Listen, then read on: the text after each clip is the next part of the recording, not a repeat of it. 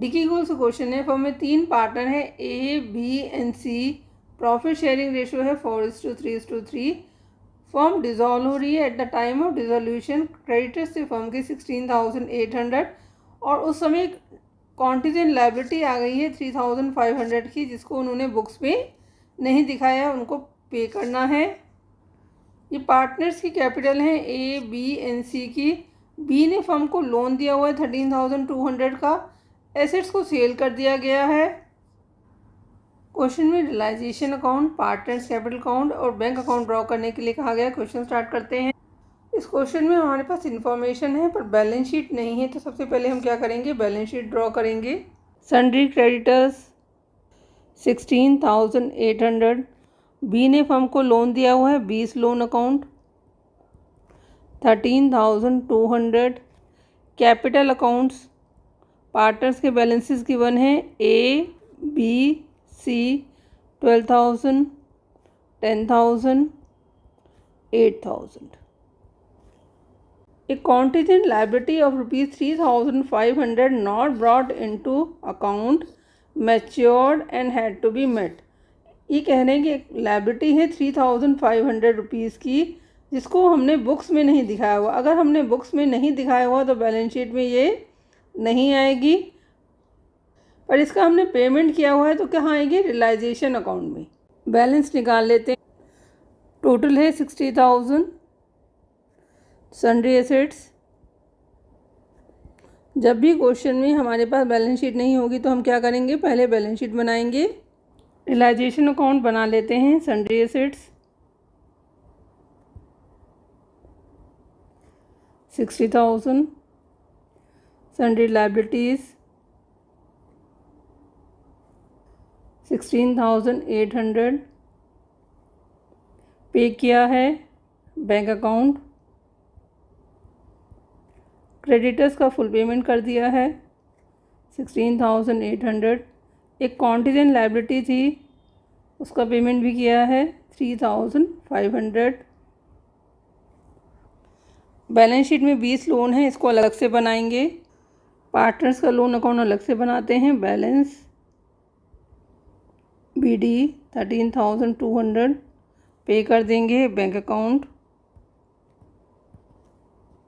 13,200।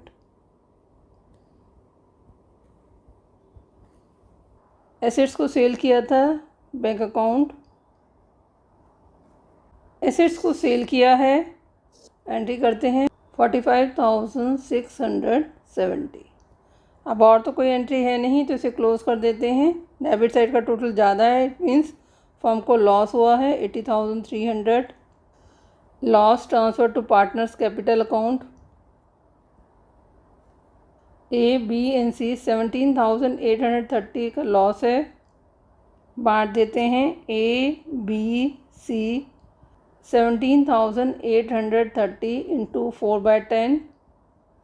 Ratio है 4:3:3। Simplify करेंगे 7,152। Simplify करेंगे बी और सी के लिए भी 17,830 इंटू 3/10, दोनों का सेम ही रहेगा 5,349। रियलाइजेशन अकाउंट कंप्लीट हो गया है। पार्टनर्स कैपिटल अकाउंट ड्रॉ करते हैं। Balance BD 12,000, 10,000, 8,000। फर्म को लॉस हुआ था तो डेबिट करेंगे रियलाइजेशन अकाउंट 7,132, 5,349। सी का सेम है। अब और तो कोई एंट्री है नहीं तो इसे क्लोज कर देते हैं।